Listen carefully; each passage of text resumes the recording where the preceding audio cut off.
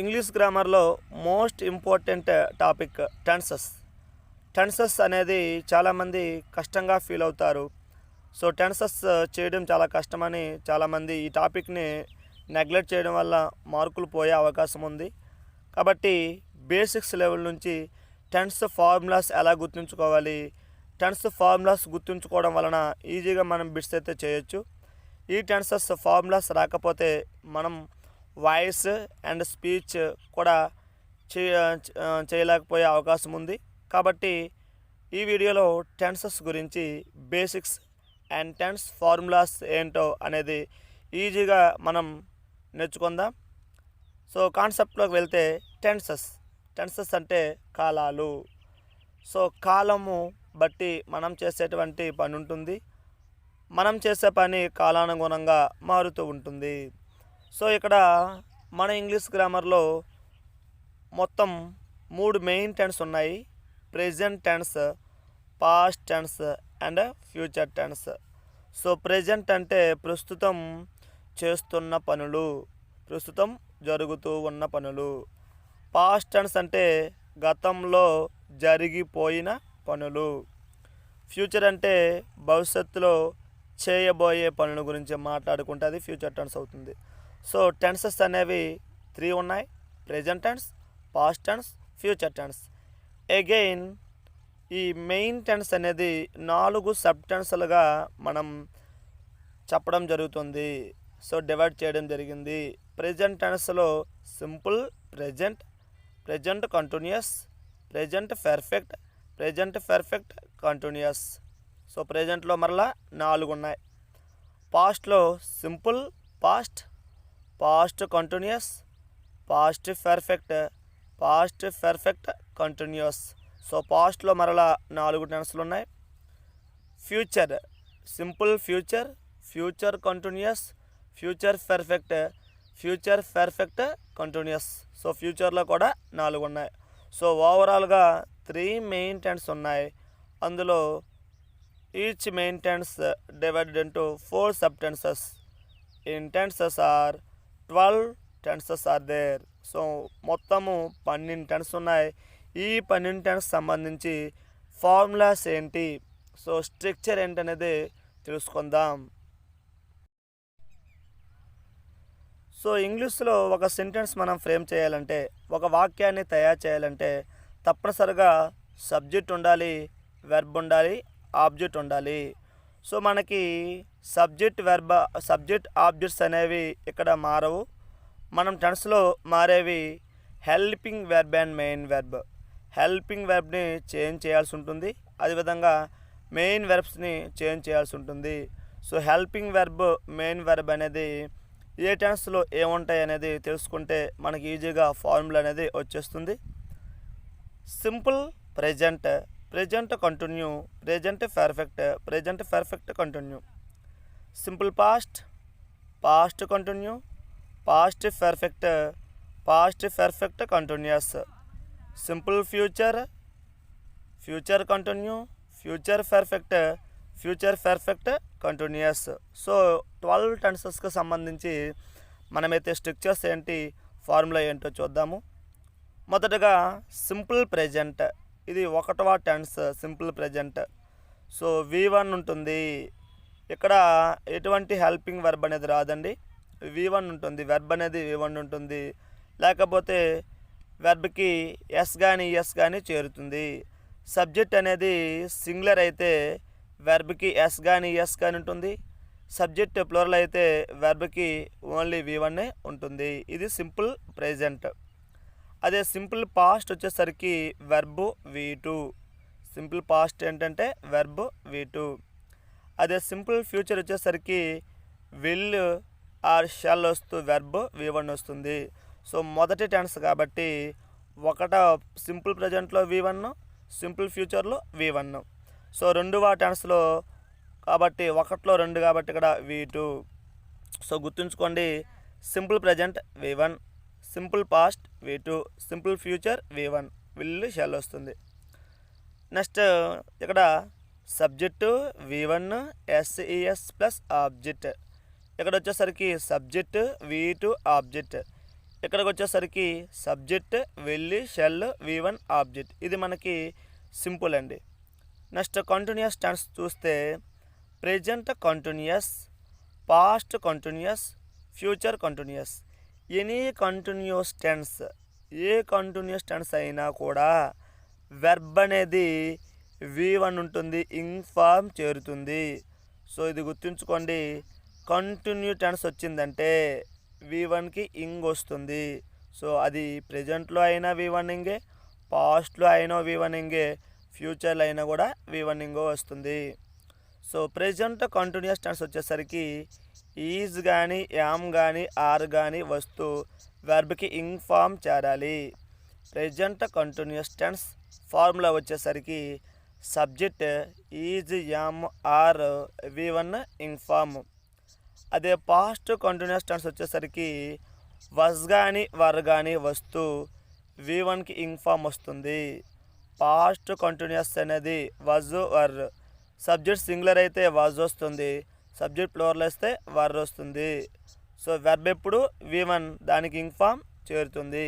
అదే future continuous అనేసరికి will be లేదా షెల్ బి వస్తూ V1కి ఇంగ్ ఫామ్ చేరుతుంది. సో కంటిన్యూ అనేసరికి వెర్బ్కి ఇంగ్ ఫామ్ చేరాలి, ఇది గుర్తుంచుకోండి. So next present perfect. Present పర్ఫెక్ట్లో హ్యాజ్ ఆర్ హ్యావ్ వస్తూ V3 వస్తుంది. సో సింపుల్గా ఇది మూడవ టెన్స్ కదండి. Verb V3, verb V3, verb V3. So ప్రెజెంట్లో V3ఏ, పాస్ట్లో V3ఏ, ఫ్యూచర్లో కూడా V3ఏ. మూడవ టెన్స్ వచ్చిందంటే వెర్బ్ V3 అని గుర్తుంచుకుంటారు. ప్రెజెంట్ పర్ఫెక్ట్ అయితే has, have, V3. Subject singular అయితే హ్యాజ్ వస్తుంది, సబ్జెక్ట్ ప్లూరల్ వస్తే ఐ ప్లస్ ప్లూరల్ వస్తే హ్యావ్ వస్తుంది. సో ఇక్కడ had plus V3. So okay helping verb ఉంది కాబట్టి సబ్జెక్ట్ సింగులర్ అయినా హ్యాడే, ప్లూరల్ అయినా హ్యాడే. నెక్స్ట్ ఫ్యూచర్ పర్ఫెక్ట్ వచ్చేసరికి will have, shell have plus V3. Will have లేదా షెల్ హ్యావ్ వస్తూ V3 వస్తుంది. ఇది మీరు గుర్తుంచుకుంటారు. ప్రెజెంట్ పర్ఫెక్ట్ ఫార్ములా వచ్చేసరికి subject plus has, have plus V3. Past perfect వచ్చేసరికి subject plus had plus V3 plus object. Future perfect వచ్చేసరికి subject plus will have plus shall have plus V3. ఇది మనకి పర్ఫెక్ట్ టెన్స్ అండి. Next perfect continuous అంటే ఏంటి? ఈ పర్ఫెక్ట్లో ఈ helping verbs ఉన్నాయి, ఈ కంటిన్యూలో ఇంగ్ ఉంది. సో ఈ పర్ఫెక్ట్లో ఉన్నటువంటి హెల్పింగ్ వెర్బ్లు తీసుకొని దానికి బీన్ చేర్చాలి. హ్యాజ్, హ్యావ్కి హ్యాజ్ బీన్, హ్యావ్ బీన్. హ్యాడ్కి had been. Will have, shall హ్యావ్కి will have been, shall have been. So perfect continuous అంటే బీన్ వస్తుంది. అదేవిధంగా మనం కంటిన్యూ టెన్స్ అంటే వెర్బ్కి ఇంగ్ ఫార్మ్ చేరాలని చెప్పాం. సో కంటిన్యూస్లో V1 ఇంగ్, పర్ఫెక్ట్ కంటిన్యూస్లో కూడా V1 ఇంగే వస్తుంది. సో ప్రెజెంట్ పర్ఫెక్ట్ కంటిన్యూలో V1 ఇంగ్, పాస్ట్ పర్ఫెక్ట్ కంటిన్యూలో V1 ఇంగ్, ఫ్యూచర్ పర్ఫెక్ట్ కంటిన్యూలో కూడా V1 ఇంగ్ వస్తుంది. సో మీరు ఒక్కటే గుర్తుంచుకుంటారు, కంటిన్యూ టెన్స్ వచ్చిందంటే వెర్బ్కి ఇంగ్ ఫామ్ అనేది చేరాలి. సో ఇక్కడ పర్ఫెక్ట్ ప్రెజెంట్ పర్ఫెక్ట్లో హ్యాజ్, హ్యావ్, మరి పర్ఫెక్ట్ కంటిన్యూలో has been, have been. So present perfect continuous యొక్క ఫార్ములా ఏంటంటే subject plus has been or have been plus V1 plus ing form plus object. So ఇక్కడ subject singular అయితే has been రావాలి, subject I plus plural అయితే have been రావాలి. Next past perfect continuous subject plus had been plus V1 plus ing form. Subject singular అయినా had బీనే, plural అయినా కూడా had బీనే. Next future perfect continuous tense.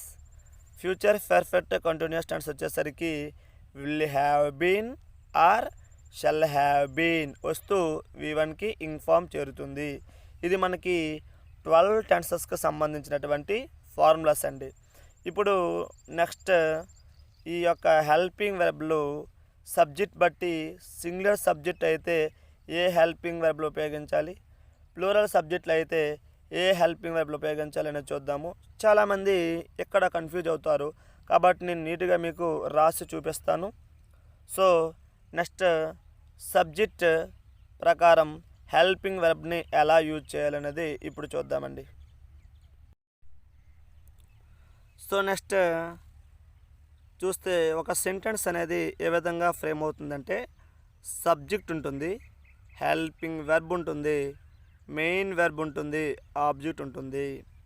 So subject వచ్చేసరికి singular subjects ఉంటాయి, అదేవిధంగా plural subjects ఉంటాయి. మరి సింగులర్ సబ్జెక్ట్ వచ్చేసరికి హీ, షీ, ఇట్.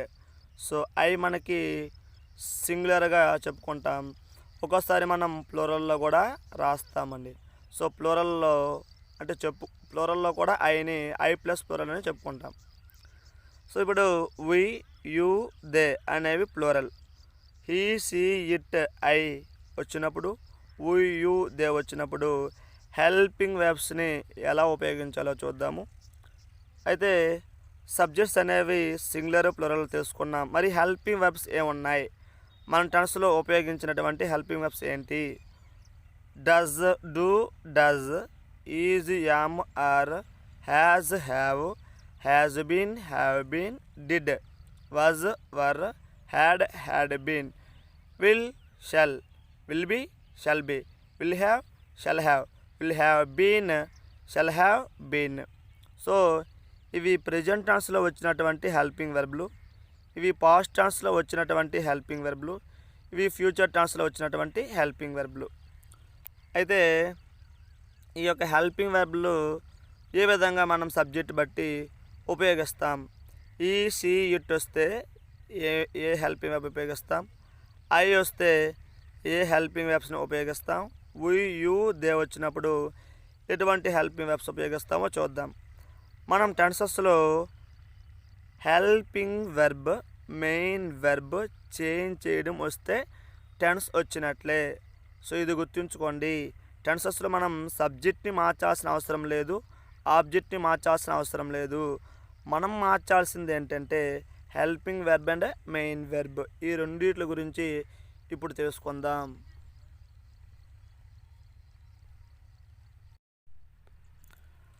ఇప్పుడు ఐ అనే సబ్జెక్ట్ వచ్చినప్పుడు ఏ హెల్పింగ్ వెర్బ్లు ఉపయోగించాలి? Do, am, have been. I do, I am, I have been. I was, I had been, I will, I shall. So ఫ్యూచర్లో మనకి విల్ ఆర్ షల్ వస్తుంది. ఫ్యూచర్లో ఒక పనిని మనం ఖచ్చితంగా చేస్తామంటే ఐ విల్, లేదు ఖచ్చితంగా చెప్పలేమంటే ఐ షల్ అని ఉపయోగిస్తాము. ఐ వచ్చినటువంటి హెల్పింగ్ వెర్బ్స్ ఏంటంటే I do, I am, I have been, I was, I had been, I will, I shall. Next he, she, ఇట్లు వచ్చినప్పుడు మనం ఎటువంటి హెల్పింగ్ వెర్బ్ని ఉపయోగిస్తాం? He is, she is, it is. He has, she has, it has been, it has. So is, has been. He is, she is, it is. He has, she has, it has. Next, he has been, she has been, it has been. Next, doesn't. He does, she does, it does. Next, was. He was, she was, it was. Next, had లేదా had been. He had, she had, it had. He had been, she had been, it had been. Next ఫ్యూచర్లో వచ్చేసరికి ఈ, she, it వచ్చినప్పుడు భవిష్యత్తులో ఒక పనిని ఖచ్చితంగా చేస్తాము అంటే షల్, ఖచ్చితంగా చేయలేము అని చెప్తే will. He shall, he shall be, he shall have been. She shall be, she shall have been.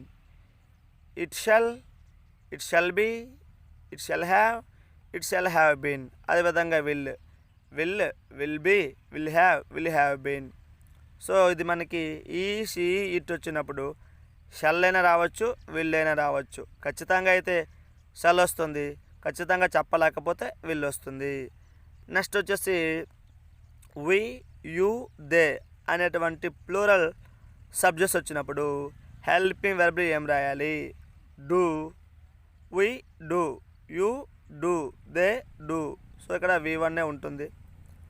We are, you are, they are. Plural అండి, ప్లూరల్ వచ్చినప్పుడు ఆర్ వస్తుంది.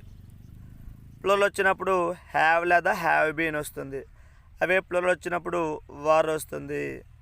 So we were, you are, they are. We have, you have, they have. We have been, you have been, they have been. We were, you were, they were. We had, you had, they had. We had been, you had been, they had been. Will, shall. We వచ్చినప్పుడు, only we వచ్చినప్పుడు ఖచ్చితంగా అయితే will వస్తుంది, ఖచ్చితంగా చెప్పలేకపోతే shall వస్తుంది. So ఫ్యూచర్లో ఒక పనిని మనం ఖచ్చితంగా చేయొచ్చు, లేకపోతే చేయలేకపోవచ్చు. సో అప్పుడు వి వస్తే we will be, we will have been వస్తుంది. అదే ఖచ్చితంగా చేయలేకపోతే we shall be, we shall have been. అదేవిధంగా యూ, దే వచ్చినప్పుడు ఖచ్చితంగా చేయగలిగితే షల్, ఖచ్చితంగా చేయలేకపోతే విల్. ఇది మనకి ఈ విధంగా ఐ వచ్చినప్పుడు ఎటువంటి హెల్పింగ్ వెర్బ్లు ఉపయోగించాలి, ఈ, షీ, ఇట్ వచ్చినప్పుడు ఎటువంటి హెల్పింగ్ వెర్బ్లు ఉపయోగించాలి, వి, యూ, దే వచ్చినప్పుడు ఎటువంటి హెల్పింగ్ ఉపయోగించాలో తెలుసుకున్నాం. సో ఈ విధంగా తెలుసుకోవడం వలన మీరు టెన్సెస్ని ఈజీగా చేయొచ్చు. సో ఈ బేసిక్స్ అనేవి రావాలండి మనకి. సో టెన్సెస్ ఫార్ములాస్ అండ్ ఏ విధంగా మనం సబ్జెక్ట్ని, హెల్పింగ్ వెర్బ్ని ఉపయోగించాలో తెలుసుకున్నాం. ఈ వీడియో మీకు అర్థమైంది అనుకుంటున్నాను. సో టెన్స్కు సంబంధించిన వీడియోస్ కూడా మనం చేయడం జరిగింది. డిస్క్రిప్షన్లో present, simple present, simple past, అదేవిధంగా సింపుల్ ఫ్యూచర్ సంబంధించిన వీడియోస్ అన్నీ కూడా ఉన్నాయి. డిస్క్రిప్షన్లో లింక్ ఉంది, ఆ లింక్ క్లిక్ చేసి మీరు టెన్సెస్ పైన వీడియోస్ చూడొచ్చు. అయితే మన ఛానల్లో వీడియోస్ అన్నీ కూడా మీకు ఈజీగా అర్థమయ్యే విధంగా మనం తయారు చేయడం జరుగుతుంది. మన వీడియోస్ కనుక నచ్చినట్లయితే లైక్ చేయండి, షేర్ చేయండి, సబ్స్క్రైబ్ చేయండి. అదేవిధంగా మీ స్నేహితులు తెలియజేయండి. Thanks for watching. Good bye.